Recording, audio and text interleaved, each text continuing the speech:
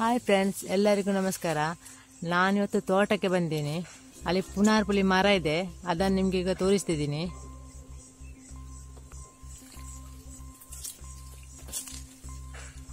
ಪುನಾರ್ಪುಲಿಯನ್ನು ತೆಗಿತಾ ಇದ್ದೀನಿ. ಈಗ ಮರ ದೊಡ್ಡದಿದೆ, ನಾನು ತೆಗಿಲಿಕ್ಕೆ ಕೂಡ ಆಗ್ತಾ ಇಲ್ಲ, ಮೆಲ್ಲ ತೆಗಿತಾ ಇದ್ದೀನಿ.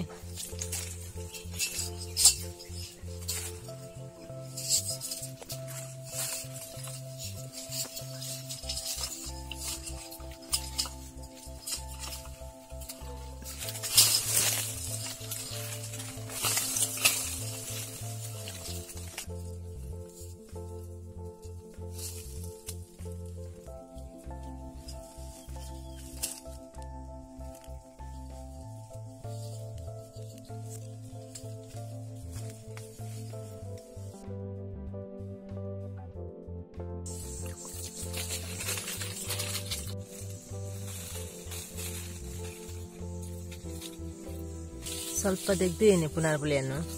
ಇರುವೆಗಳು ಇದೆ ಈ ಮರದಲ್ಲಿ, ತೆಗಿಲಿಕ್ಕೆ ಕೂಡ ಆಗ್ತಾ ಇಲ್ಲ, ಮೆಲ್ಲ ತೆಗಿತಾ ಇದ್ದೀನಿ. ಎಲ್ಲ ತೆಗೆದಾದ ಮೇಲೆ ತೋರಿಸ್ತಾ ಇದ್ದೀನಿ.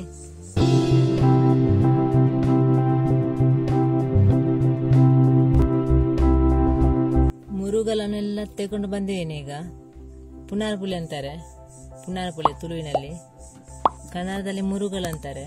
ಇದನ್ನೆಲ್ಲ ತಗೊಂಡು ಬಂದಿದ್ದೀನಿ. ಇವಾಗೆಲ್ಲ ಕಾಯೆಲ್ಲ ಬಿದ್ದಿದೆ, ಅದು ದೊಡ್ಡದು ಮರ, ತೆಗಿಲಿಕ್ಕೆ ಕೂಡ ಆಗುದಿಲ್ಲ, ಮೆಲ್ಲ ತೆಗೆದು ತಂದದ್ದು. ಈಗ ಇಷ್ಟು ತಂದೀನಿ. ಈಗ ಇದನ್ನು ಕಟ್ ಮಾಡಿ ಜ್ಯೂಸ್ ಮಾಡೋದು ಹೇಗೆ ಅಂತ ತೋರಿಸ್ತಾ ಇದ್ದೀನಿ. ಇದನ್ನು ಬಿಸಿಲಿಗೆ ಇಡಬೇಕು, ಸಕ್ಕರೆ ಹಾಕಿ ಬಿಸಿಲಿಗೆ ಇಟ್ಟು ಅದನ್ನು ತೋರಿಸ್ತಾ ಇದ್ದೀನಿ. ಈಗ ಈ ಪುನಾರ್ಪುಲಿಯನ್ನು ಈಗ ಕಟ್ ಮಾಡ್ತಿದ್ದೀನಿ. ಇದನ್ನು ಕಟ್ ಮಾಡಬೇಕು, ರೌಂಡ್ ಮಾಡಿ ಕಟ್ ಮಾಡಿ ತೆಗಿಬೇಕು. ಇದನ್ನು ತೆಗೆದು ಬೇರೆ ಇಡ್ಬೇಕು. ಇದನ್ನು ಸಿಪ್ಪೆ ಮಾತ್ರ ಸಾಕು.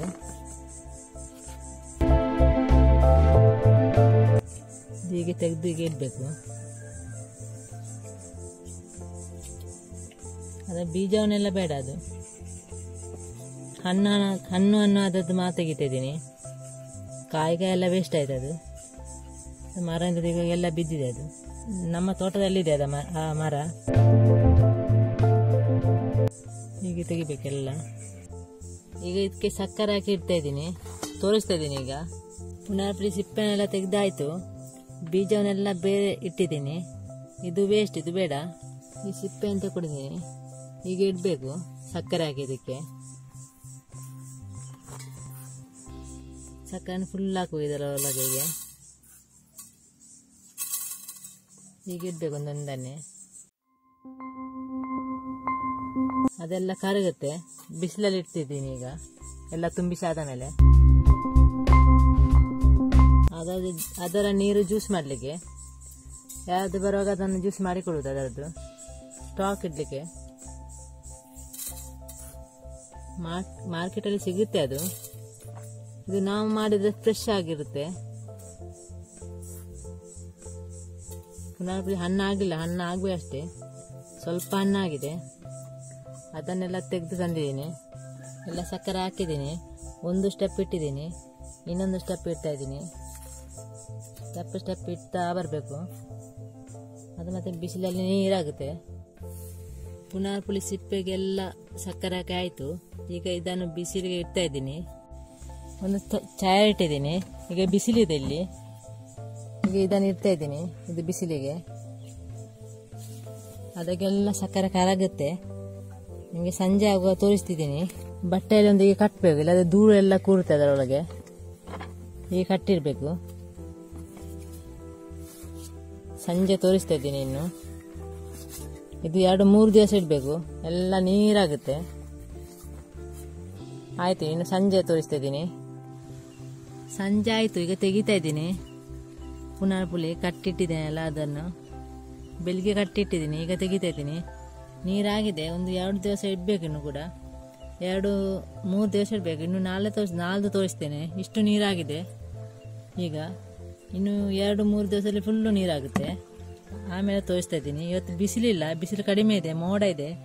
ಹಾಗೆ ಇವತ್ತು ಬೇಗನೆ ತೆಗಿತಾ ಇದ್ದೀನಿ ಇದನ್ನು. ಈ ಪುನಾರ್ಪುಲಿ ಇಟ್ಟು 3 ದಿವಸ ಆಯಿತು.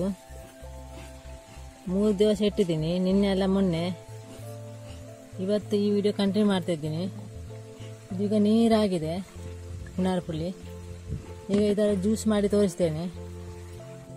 ಇದು ಪುನರ್ಪುಳಿಯನ್ನು ತಂದಿದ್ದೀನಿ ಇಲ್ಲಿಗೆ. ಚೆನ್ನಾಗಿ ನೀರಾಗಿದೆ, ಇದು ದಪ್ಪಾಗಿ ನೀರಾಗಿದೆ, ಹೆಚ್ಚು ದಪ್ಪಾಗಿದೆ. ಇದನ್ನೆಲ್ಲ ತೆಗಿಬೇಕೀಗ ಇದರ ಸಿಪ್ಪೆಯನ್ನು. ಇದರ ಸಿಪ್ಪೆಯನ್ನು ಕೂಡ ಬಿಸಾಡಲಿಕ್ಕಿಲ್ಲ, ಅದು ಪಿತ್ತಕ್ಕೆ ತುಂಬ ಒಳ್ಳೆಯದು. ಈ ಸಿಪ್ಪೆಯನ್ನು ಪುನಃ ಒಣಗಿ ಇಡ್ತಾ ಇದ್ದೀನಿ. ಈಗ ನೀರೆಲ್ಲ ತೆಗೆದು ಎಲ್ಲ ತೆಗೆದೀನಿ, ಇನ್ನು ಸಹ ಸ್ವಲ್ಪ ಇದೆ. ಇದನ್ನು ಪುನಃ ಬಿಸಿಲಿಗೆ ಇಡ್ತಾ ಇದ್ದೀನಿ. ಇದು 4-5 ದಿವಸ ಇಡಬೇಕು. ನಾನು 3 ದಿವಸ ತೆಗೆದಿದ್ದೀನಿ, ಬಿಸಿಲಿಲ್ಲ, ಮೋಡ ಇದೆ, ಹಾಗೆ ತೆಗೆದಿದ್ದೀನಿ ನಾನು.